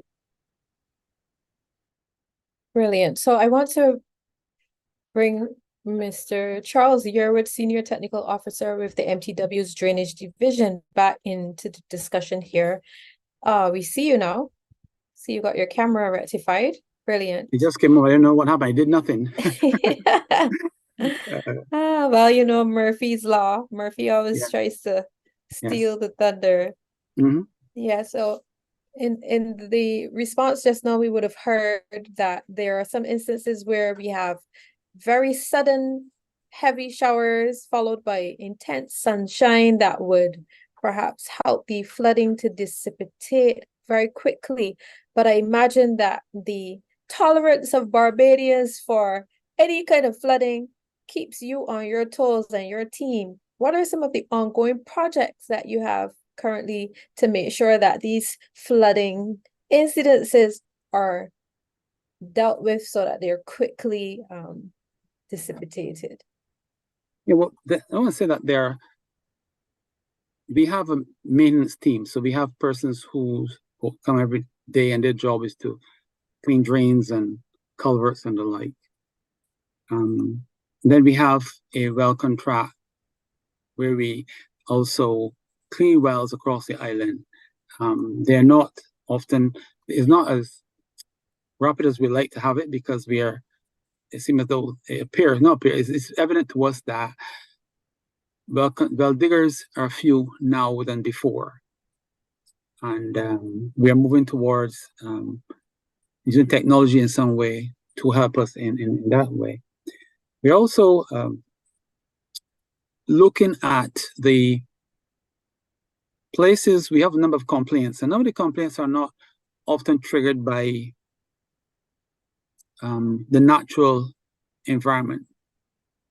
The officer from the Met Office from the fire station mentioned we get complaints for flood in the basement. Flood in the basement is on someone's property, and so quite a bit of time where there's flooding, the persons may construct a basement, and sometimes the basements are not built like swimming pool construction, so you have water in it. But we have to respond to all of these events. We also have flood response teams who know when they're doing maintenance. are part of the flood responses because we live with floods. We recognize until we can get out and get projects that improve the drainage systems, we have to respond to flooding in that way. There are some areas, you talked about hotspots earlier, we have eight hotspots across the island for which we are proposing to carry out engineering works and bring them up to the level of capacity as the same thing done at Whole Town. And I reflect the Whole Town here. If the level of rainfall we had before the works were done at Whole Town today, you wouldn't get water on the road.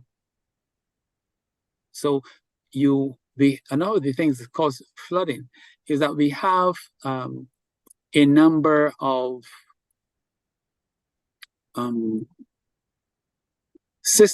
drainage systems that outlive the utility.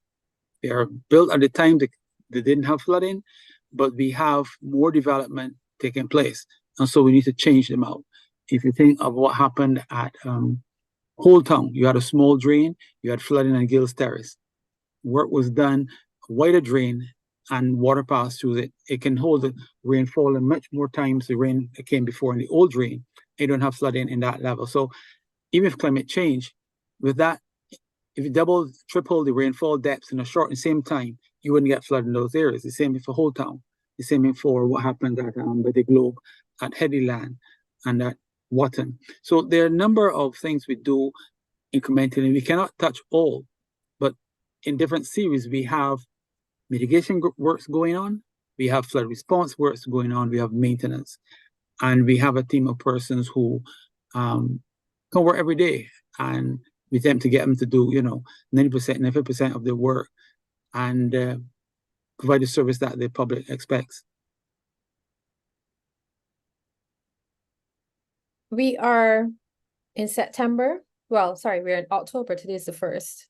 Yes. And we expect the hurricane season formally to end around next month, November. Yeah. How does the drainage division's mitigation system function during this very important season of hurricanes, potential hurricanes? Well, I said earlier, a lot of work we like to do in the dry season, and it's not always possible because of constraints or challenges we encounter. And so we have to divert our energies to an area that came on the radar that we didn't have before. Once we've done works and improved the system, we've done works recently at Emerton Lane and Chapman Lane, and Spike and Whole Town. Those two areas we've done recently. We don't have to put the energy towards flood responses, so we can use a lot of our energies now to other areas. Dover, Goodland comes to mind. So we are proposing to move into those areas and get the engineering works designs and the works constructed. To caution you and the public a bit here. First, speak of the rains, the hurricane season finishing, yes, in November, all over. We've had flood events that occur outside of the hurricane season. I remember about 10, 12 years ago, we had flooding continuous for Christmas and Boxing Day for 3 days, 2.5 days straight, and we had responses for about 4 days. So that is the excessive rainfall, whatever conditions occur that cause it to happen, with the winds or tropical storms, or we didn't get hurricanes maybe. We will get convectional rains, we will get shear effects, and we are on lookout and prepare ourselves for those events when they occur. And I should say that we also go out and take quite a bit of photos because it allows us over time to compare flood depths or what's happening, level of impacts with other events over time. We also have started in technology, using technology, and created proposals, set up a geographic information systems unit where you're having all data in a virtual and electronic system for easy data mining. A lot of these systems in the past were paper-based and file-based. I mean, one thing we learned in technology has put us in a position where we can now have those bits of data and reports and like at our fingertips for searching and are a better position to make better decisions. Are you using artificial intelligence as well? You know, that's a new term persons use, but I want to demystify it. Artificial intelligence has always been used, not in the way a person speak about it. We use calculators before, we use common sense. In fact, in design, in engineering designs, when you design a system, one of the questions we ask, does it make common sense? That's where we're using our gut feeling, our experiences, our training, and asking, does it make common sense? And if you say no, we start over again. A lot of that logic takes place within the brain. And artificial intelligence, yes, they're making it a science. It's becoming a new area of science, and we're happy for it. But a lot of the works in engineering and the aircraft industry, a lot of people borrow the systems from the aircraft industry, do use principles of artificial intelligence. Well, you know, I had to ask the question once you started on that I'm road. surprised. I'm surprised. I am glad that you touched on the efforts that have been undertaken in Bridgetown so far, but I was made recently to understand that the Bridgetown effort as it relates to drainage is a very significant and perhaps long-term project.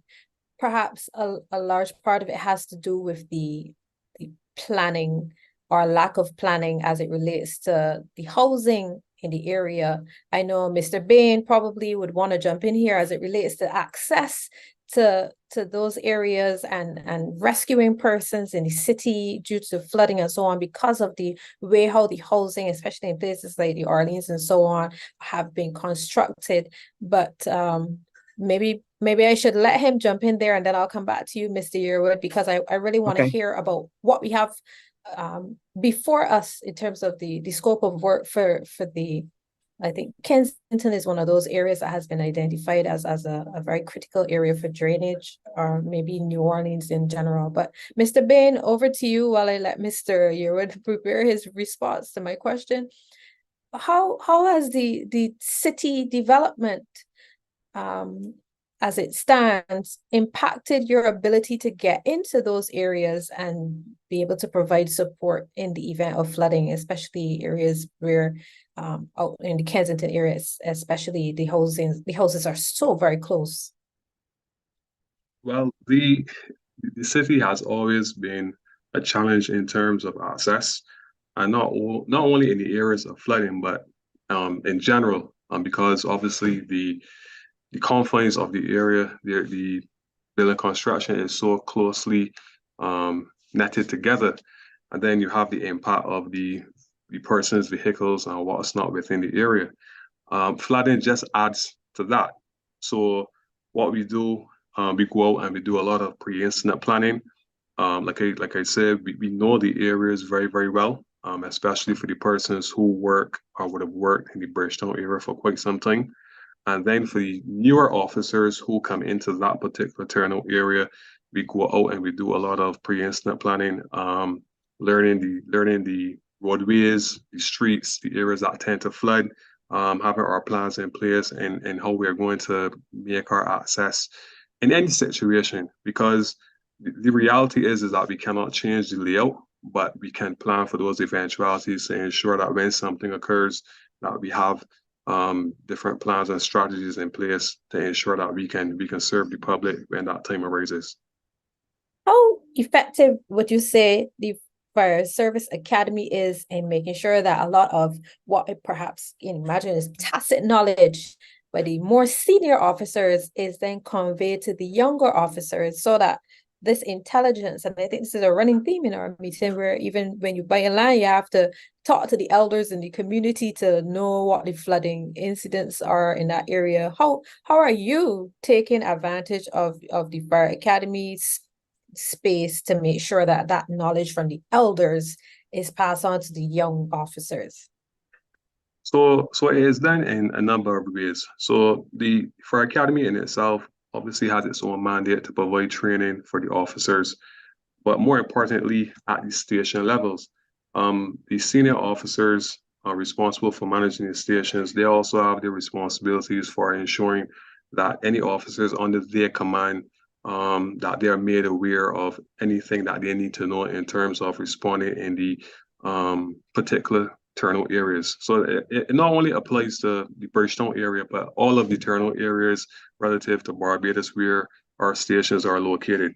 So I can tell you that generally our standard is that each day we are required to do at least a minimum of 2 hours of training, and that training can comprise anything. So, for example, today we may do training in high-angle rescue, but tomorrow we may decide, okay, we're going into the city and do pre-incident planning because we have a young driver who has come to the Bridgetown area.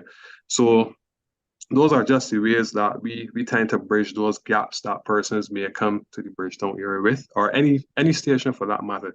So we take a lot of time in a young officer's first couple of years in service to ensure that we go through all of the necessary training and familiarization of those areas to ensure that when we have to respond, that everybody is pretty much on the same page. But it is a holistic approach within the fire service, not only the academy, but on the station, station management as well has that responsibility of ensuring that the information and the performance gaps and the information gaps are pretty much closed. Very, very interesting to know. And I can imagine that our fire academy is the envy of the region, is it not? I will not say anything less than that. Ms. Sierra, back to you and the drainage work that we have earmarked for the city of Bridgetown. And I apologize in advance if I'm putting you on the spot, but a birdie whispered to me that we do have a lot that we need to do in the area of Kensington. I stand corrected if I'm wrong, but maybe you can shed some light in terms of how maybe the development and the way how persons have sunk wells and the drainage and so on that is or is not in place is making the work of the drainage division perhaps a little bit more challenging than some other areas across Barbados. Well, you did mention earlier that the city is an old city. When it was developed, we didn't have the level of development, and so we inherit a number of drainage systems in the city that cannot take the volumes of runoff for normal rain, even just immediately before climate change and the excessive rainfall. We always had excessive rainfall because it's the rarity of it occurring, but it's happening much more often. And so below the ground, as we walk across Bridgetown, remember you had the Swan Street project. Few persons remember what Swan Street looks like. But to tackle that kind of work, to address that project management, that kind of project management that work, you have utilities first. You have telephone, natural gas, sewage, water, telephone. All these utility companies want to have the services below ground because there's low risk with any kind of disaster, winds and water. And so it's not a matter of just excavating a road and placing increasing the structures there.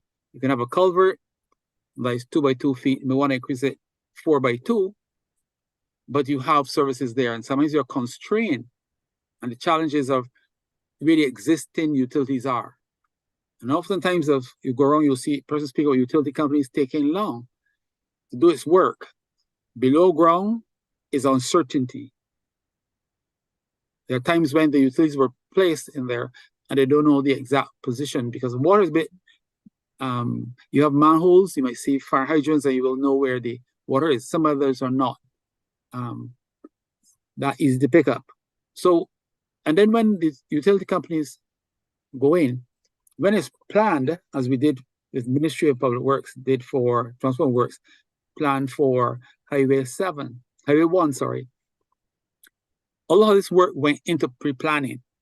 It takes significant amount of months. In fact, in COVID, it was done. But you had persons working every day on it that might otherwise been doing other things. So persons, there's a project unit that deals with these larger projects. And then it's about finance. Money is available to do a single project. It's not always, or 2 or 3 projects, or one mega project in the city. The kind of monies the economy can afford at times of even for funding. Even our Prime Minister speak about grant funding. We have to ensure that we, even when money is available, that we can have the resources, the human resources, and have access even to the materials now. We're talking about logistics problems, take care of the works. Is recognized, yes. New Orleans and Kensington New Road is listed for improvement. But at this time, natural gas is doing work in the area. And there's hope that we can move to that work immediately after. However, you may find that something else become a priority and we shift away from that to another project, another drainage project, another road project, or a transportation type infrastructure. So there's competition in government for finite financial resources, and no one likes to pay more taxes, but we are delivering on works every year. You have works, and then we have to follow processes and practices, and don't find ourselves against audit. And these are things that we, in persons in the private sector, do as a matter of course sometimes in their practice, but we have to do it as well. So yes, there are areas that we talk about hotspots being developed. I mentioned some earlier, but that the wider city require, and as we did work, only finished 2 years ago at Murphy Pass and between Lakes Fall, between Boxers Road and Fontybell Road. We've done that drain. It's significant cost, and we have to move to other areas. And I said the government's committed to getting this work done. How are those projects holding up?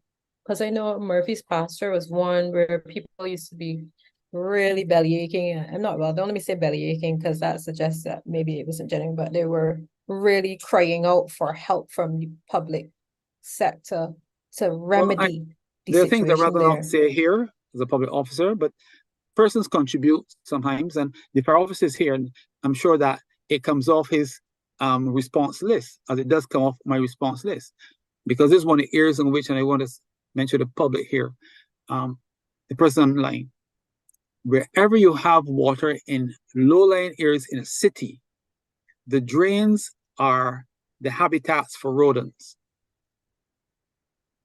The drains are habitats for rodents and other vectors.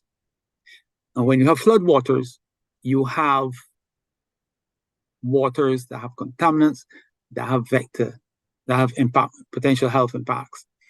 And I'm happy that it's completed, but we have also to have a public, things that are tertiary, secondary to flooding, but impact that are caused by the issues in a flood event. I speak about the presence of vermin and the like in floodwaters.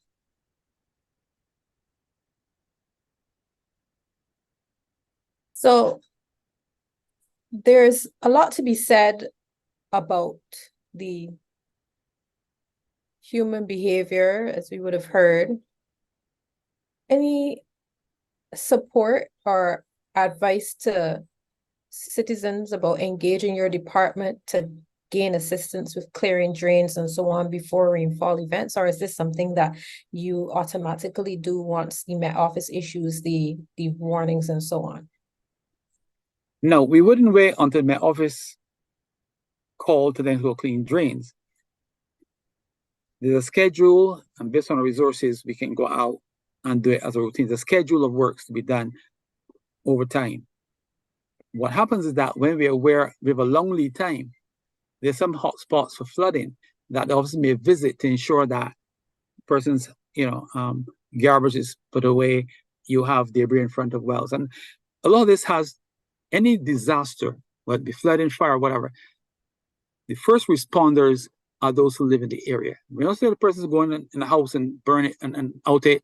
We're not saying to wait to flood waters and going to rescue persons. We're saying that there are some activities that the expected of persons in the community that can reduce the level of vulnerability in flooding. And we're talking about when you're considering paving a yard, persons raise their property and throw the water on the road. The problem with water in the Scotland district, persons place tanks on their properties and collect water from the roof. There's also a flood mitigation measure.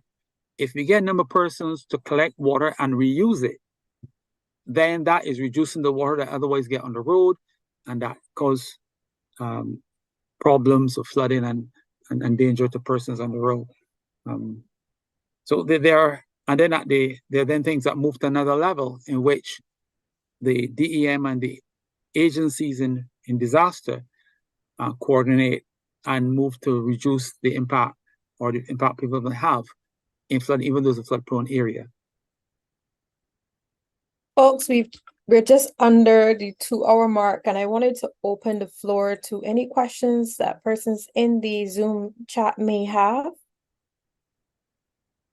Certainly, if we were face-to-face, we would be able to have the conversation with you, but if you do have any questions, you can type them in the chat or you can raise your hand and we will come to you.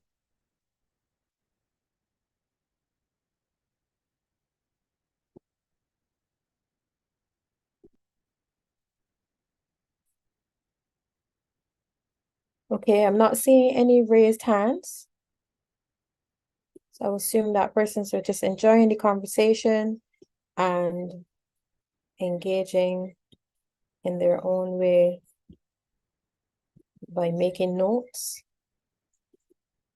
We certainly want to reiterate what was said earlier about the human behaviors that we need to engage in. We need to make sure that we follow the Planning and Development Department's directives closely as it relates to our own land development projects. I know the private sector is under a lot of pressure to make sure that they do, even as we as homeowners go about doing our development, we must make sure that we are not creating situations where we are going to make things harder for ourselves as it relates to flooding. And we heard just now of an example where we can take the runoff water off of our roofs and creatively employ that to wash our cars and other non-potable uses. There's also the concern raised earlier about the impact that dumping has on flooding.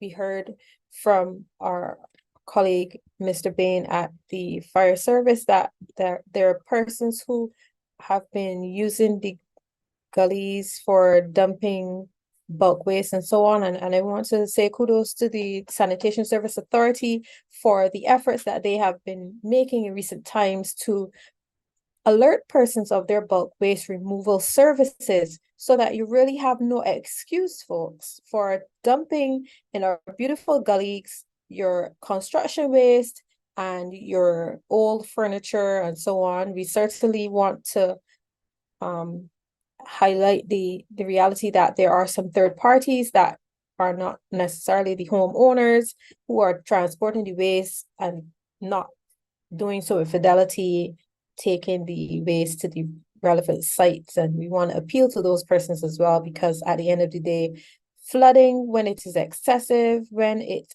is in a way that is difficult for us to get out of our homes or even to get out of our cars, or where people need to be rescued, can in fact result in loss of life and valuable property, and we need to play our part.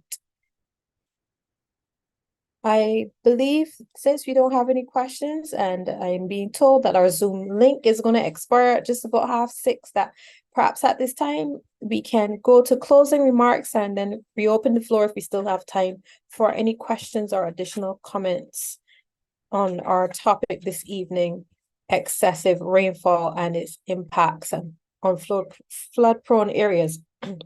Excuse me. let me hand over to meteorologist Tia Brown to share with us her closing comments on this topic. Yes, thanks, Crystal. So one thing I just want to remind persons of is where you can access a lot of our information from, because a large part of the response is knowing where to find the information. So as you know, you can go to our website at www.barbadosweather.org. All of our advisories, watches, and warnings, as well as our daily forecasts, are on our website. As Sharice would have mentioned, we have our alerting app, BMS Insight, which is available from the Android store, and you can download that to your phone. You can also download the cap.cap from both the Apple and the Android store. And as well, we do send our information to the Department of Emergency Management, so they repost a lot of our stuff, and we do send it to all of the media hosts, so you can keep track of their social media pages, television, and radio whenever we issue any watches or warnings. And we do still have our weather hotline, which is 976-2376 for persons that would like to call and get a brief update on the weather.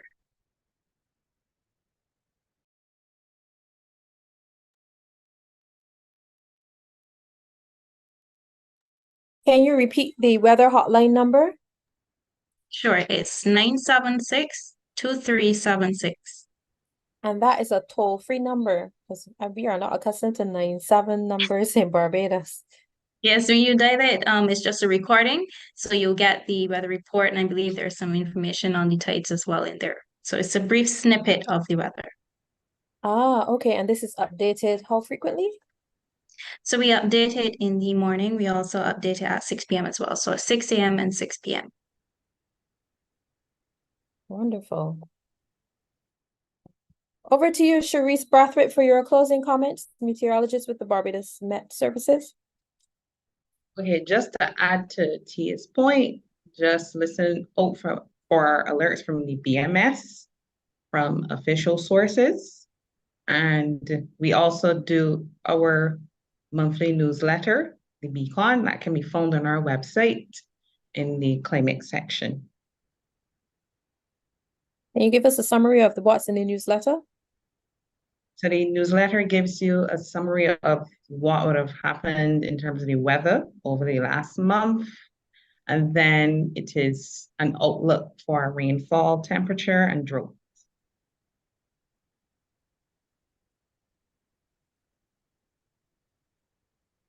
I'm just taking notes. All right, so we need to check out the Beacon newsletter on the Barbados Meteorological Services website for a recap as well as forecast information on the weather. Mr. Damien Bain, the Yes, ma'am.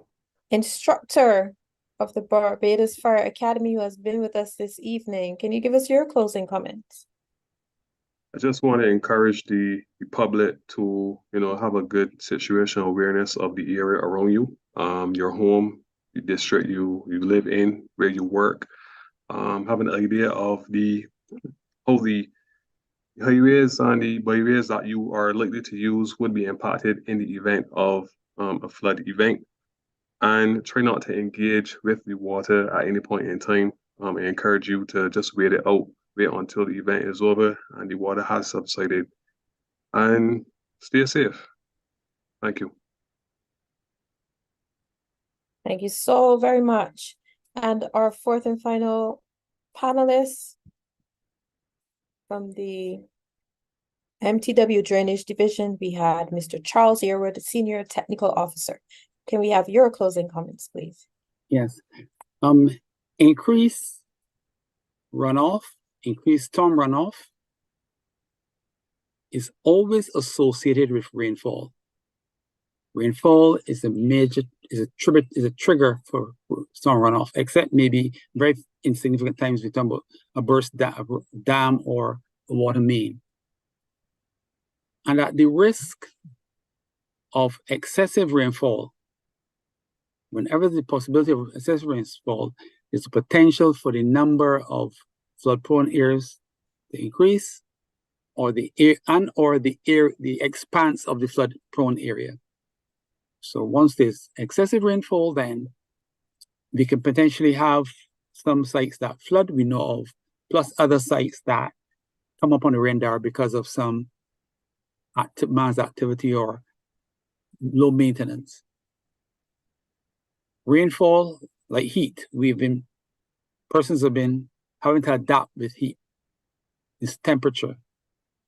The same way for rainfall.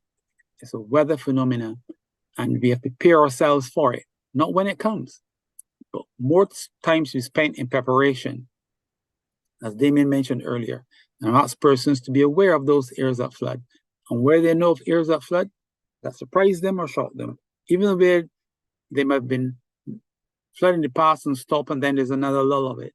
Call the Drainage Division at 536-0095. That's 536-0095. I hope that the Ministry of Transport, Works and Water Resources contribution this evening would have bring persons more aware, and that those here pass on the message to others and use as a time over tea, breakfast, dinner, and a drink in the country as a social life to inform persons of our existence and the requirements on their side and on the state side to mitigate flooding. Thank you. Thank you so much, folks. You've heard the closing comments from our panelists. This has been your panel discussion brought to you by the Barbados Meteorological Services and the Department for Emergency Management. Our topic today was excessive rainfall and its impacts on flood-prone areas. If there are no questions, I will wrap up this evening's discussion by just reminding you that all of these agencies that have been featured in our series so far, and you can go on the Barbados Meteorological Services social media or the DEM social media or public affairs for that matter, and GIS, I should add, to see when we have upcoming panel discussions. But all of the agencies that have been participating in this series where we've been talking to you about the weather, we are committed to ensuring that we build that relationship with you, the public, so that we have that conversation with you on how we can mitigate, how we can recover, and how we can even go as far as preventing, where possible, some of the challenges that these extreme weather events can present for us. But indeed, we want to reassure you that we are working together, all of us, to ensure that the plans that we are putting in place, even with your feedback and contribution, are done in a collaborative way. So this is the era that we're in. It's the one highly defined by climate change, by unusual weather events, but your players in the field, many of us in the public service, we even work collaboratively with the private sector to ensure that we can do right by you to enable us to recover as quickly as we can. But I want to encourage you, the audience, to focus on what you can do in a preventative manner, which would include making sure, as it relates to this flooding notion, that you prioritize your personal safety, as you would have heard, that we are more responsible in the way how we dispose of our waste, and that we are able to maintain adequate news sources from which to make decisions. So you've heard that the Barbados Meteorological Service and the DEM work closely together to share the information, public affairs and GIS as well, and you can rely on your bona fide media for the information to help you to prepare and to stay safe. My name is Crystal Austin. I have been your moderator today, and we trust that you will join us for our next panel discussion as we discuss all things weather. Thank you so much. Have a wonderful Sunday evening, Sunday night, and we look forward to being with you again soon in safety and good health. Thank you and good evening.